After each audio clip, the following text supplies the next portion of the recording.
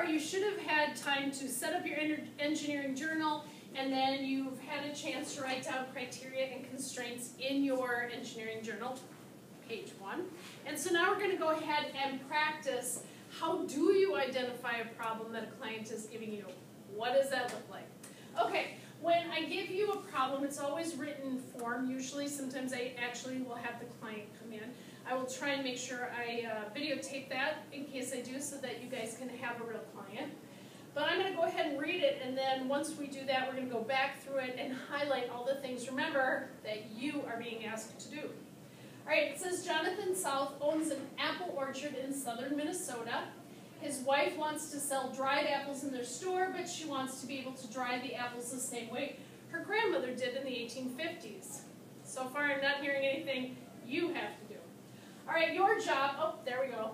Your job is to design and build a drying rack that is lightweight, easy to store, and can hold as many apple slices as possible. You have a budget of $10 and 3 days to design, research, and build a model. Okay, so let's go back and highlight these. So the first thing I'm going to do is I'm going to highlight, oops, got to go back to my highlighter again. Okay, highlight my client's name, Jonathan South. It's always important to know the name of the person you're working for.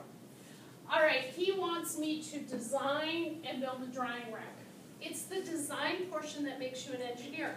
So make sure your first bullet is always, I'm going to design and build what? Make sure also that you put in who your client name is. Okay, next we're going to look at, well, what exactly do they want with the drying rack? Well, it has to be lightweight, it has to be easy to store, and it has to hold as many apple slices as possible. We know we have 10 days, I'm sorry, $10 and 3 days. So now I'm going to show you how you want to write this up. I'm going to switch my pen over to actual pen.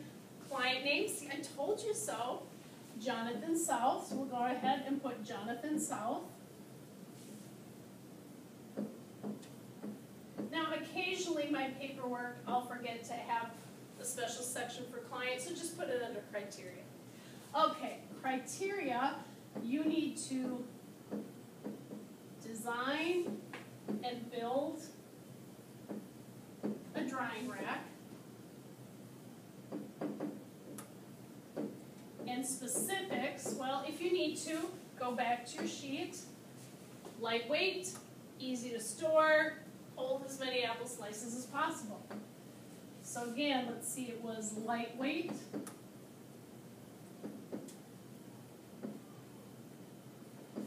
easy to store, and if you notice, I'm actually only putting one idea per bullet. It's much easier for you to scan something and remember it. It's just one idea per bullet. Of course, I'm running out of room. And the last one is hold as many apple slices as possible.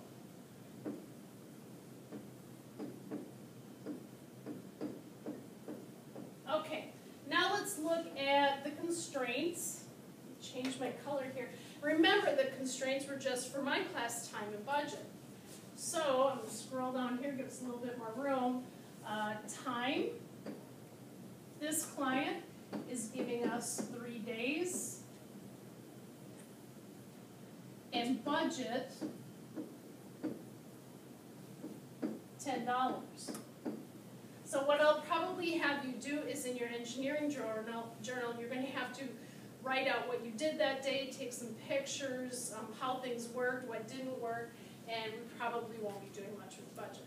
Okay? So that is exactly what step 1, identifying the problem, should look like. So if you have questions or concerns, make sure you email me.